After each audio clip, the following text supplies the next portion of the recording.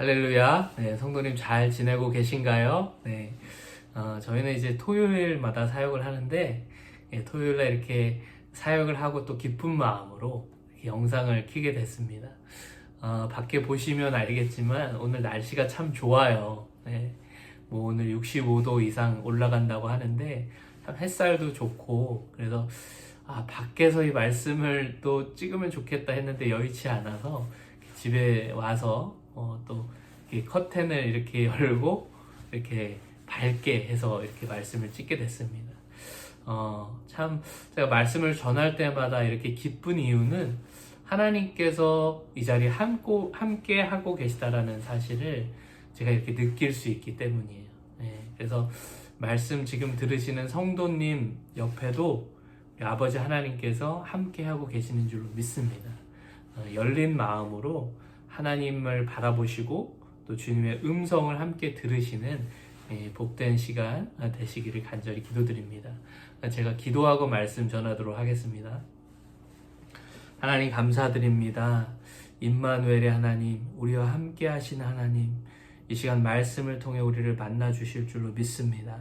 우리의 상한 심령을 하나님 회복시켜 주시고 이 시간 우리에게 말씀으로 하나님의 뜻을, 하나님의 마음을 알려주시고 우리를 만나 주시옵소서. 주님 사랑하며 사모하며 감사드리며 예수님의 이름으로 간절히 기도드리옵나이다. 아멘. 네. 날이 참 좋아요. 말씀 전하기, 말씀 듣기 딱 좋은 날씨입니다. 네. 오늘은 한나의 기도. 오늘도 여전히 말씀 원고가 없이 제가 이렇게 그냥 이렇게 성경 말씀을 보면서 전할 텐데 저도 기대가 됩니다. 하나님께서 어떤 또 음성을 들려주실지 저도 지금 이렇게 생각나는 대로 할 텐데 열린 마음으로 한번 함께 은혜를 나눴으면 좋겠어요. 사무엘상 1장의 말씀인데 한나의 기도예요. 우리가 잘 아는 그 사무엘의 어머니죠. 선지자, 사무엘 선지자의 엄마 한나가 기도드리는 그런 장면을 기록하고 있는데, 우선 이 시대적 배경을 제가 먼저 말씀드리면, 지금 시대는 사사시대라 그러죠. 사사시대의 말미, 마지막, 그리고 왕정시대가 이제 도래하기 전에 바로 직전의 상황이었어요. 왕정시대라 그러는 것은 이스라엘의 왕들의 왕정 얘기하는 거죠. 누가 1초대 왕은 사울이죠. 그 다음에 다윗이죠. 이렇게 쭉 다윗의 자손들로 이제 이어져 가는 그런 왕정시대가 되는데, 이 사울과 다윗, 이 왕들이, 눈에 보이는 왕들이 나타나기 전에는 정말 이스라엘의 왕은 하나님이시다라는 것을 하나님이 알기 원하셨어요.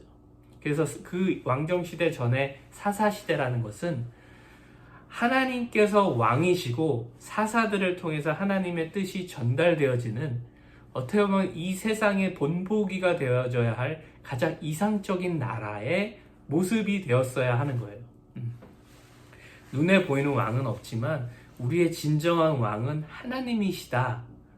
그런 정말 이상적인 나라, 어떻게 보면 에덴 동산과도 같은 그런 시대가 되었어야 하는, 하나님께서 모든 은혜를 다 베풀어 주셨던 그런 시대가 바로 사사시대였어요.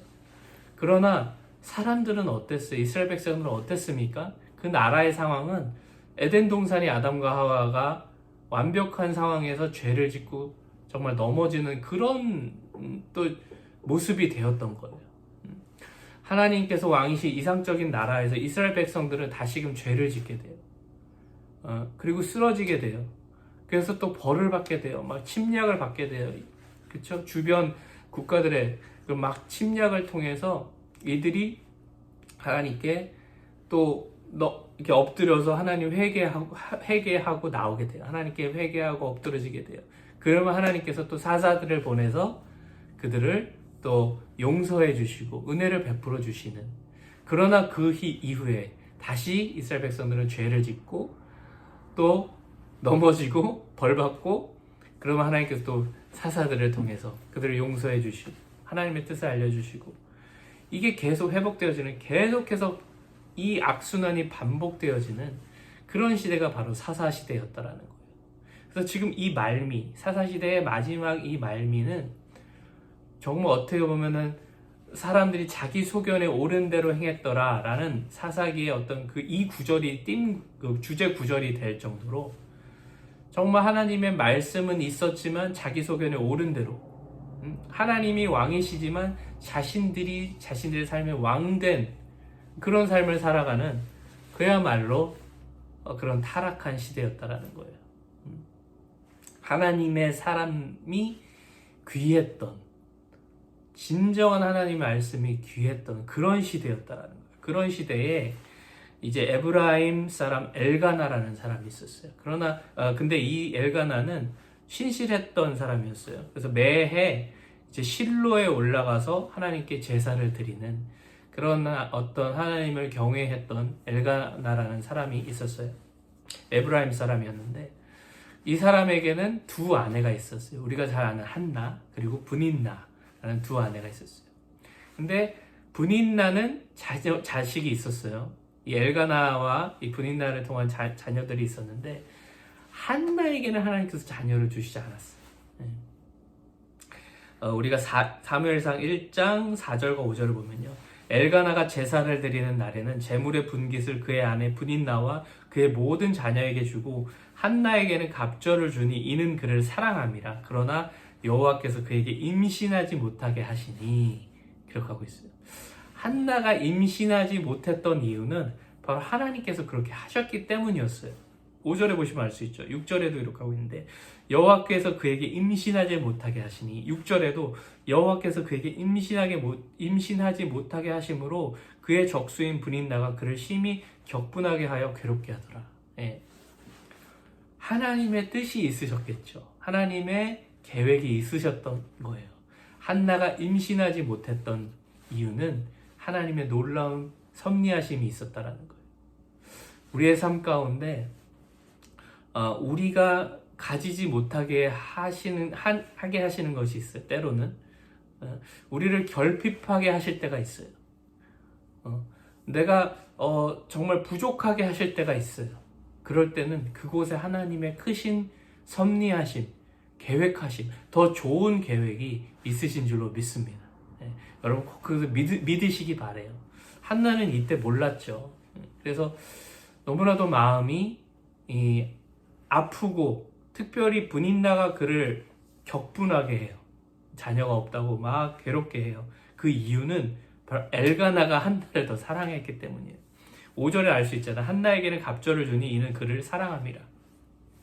엘가나가 한나라는 아내를 브닌나보다 더 사랑했던 거예요. 자녀는 없지만 한나를 더 사랑했기 때문에 브닌나는 자신이 가지고 있던 그 자녀로서 한나를 이렇게 질투하게 하고 괴롭게 했던 그런 상황이었다라는 거예요. 그래서 한나는 얼마나 괴로웠으면 이것을 하나님께 막 나와서 기도함으로 하나님께 간구하게 됐다라는 거예요.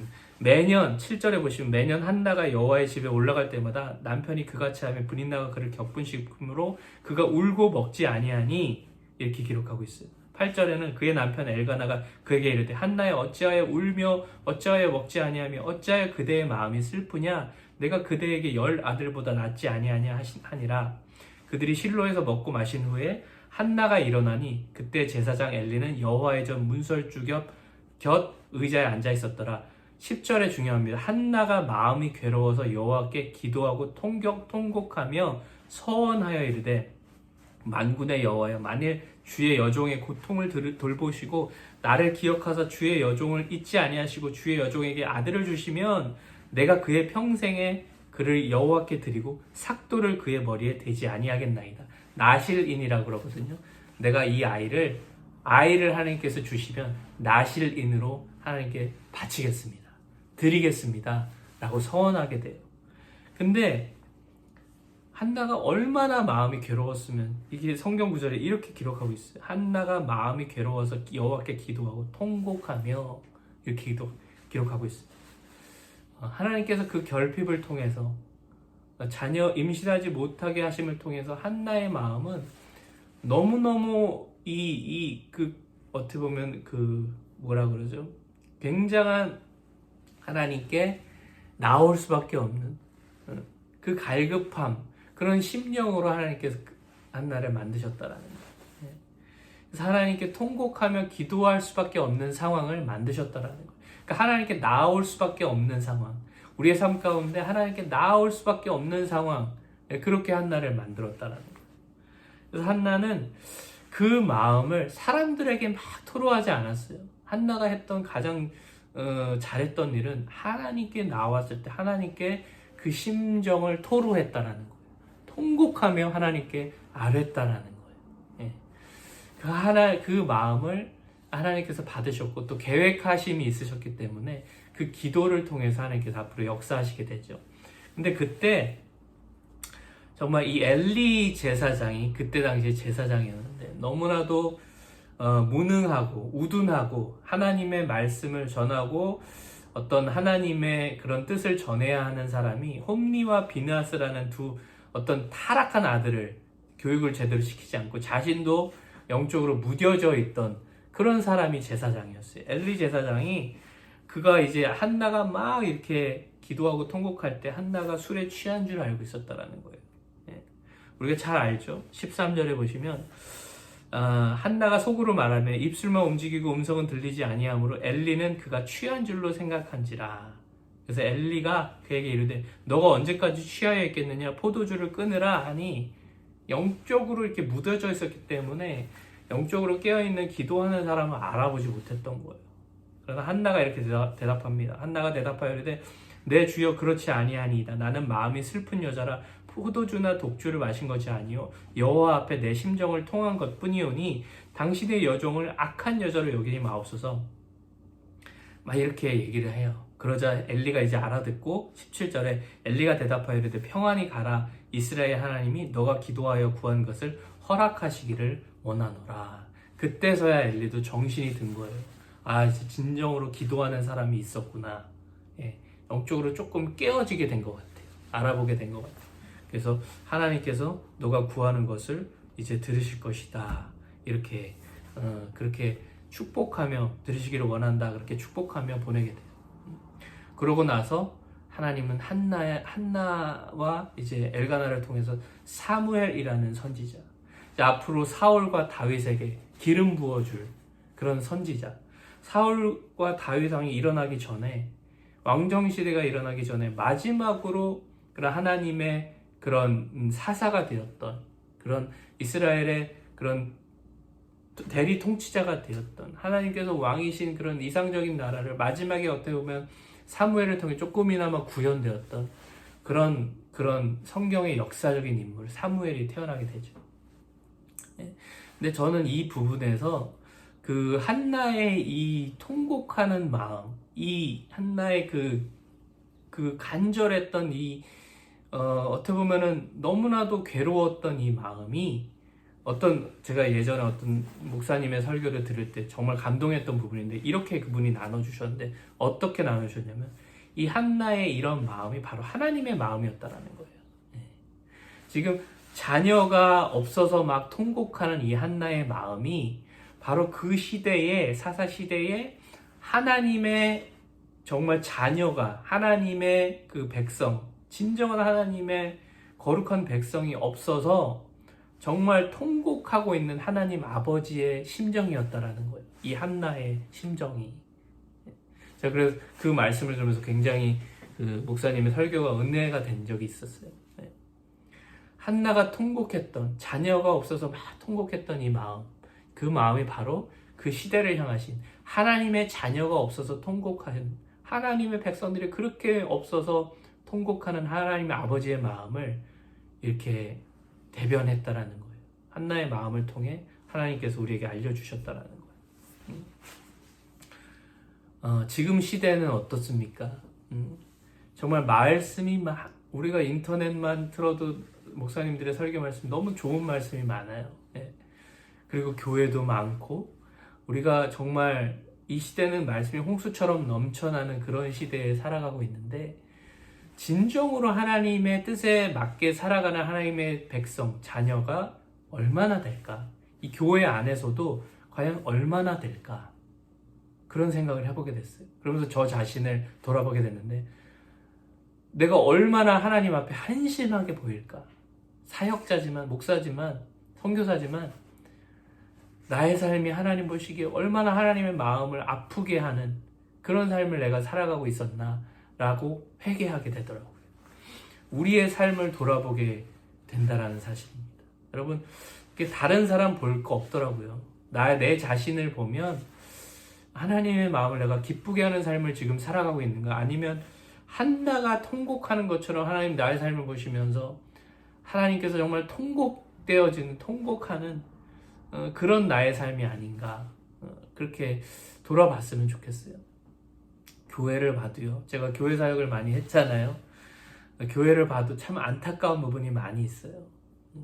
성도님들을 봐도 정말 변화되지 않는 그런 모습들을 너무나도 많이 보게 될 때가 많이 있어요. 하나님의 마음은 어떠실까?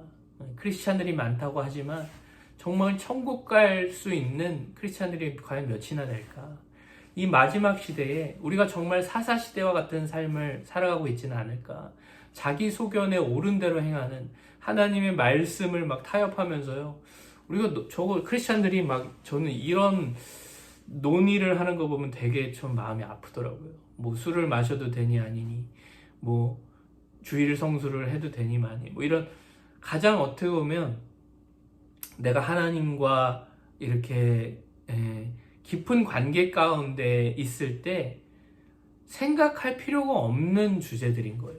그런 것들은 내가 편하게 신앙생활 하고 싶어서 자꾸 그런 토픽들이 나오는 거지, 내가 정말 주님을 갈급하고 하나님 갈급하는 그 통회하는 심령이면요, 그런 주제로 내가 뭐 디베이트 할 그럴 시간이 없어요.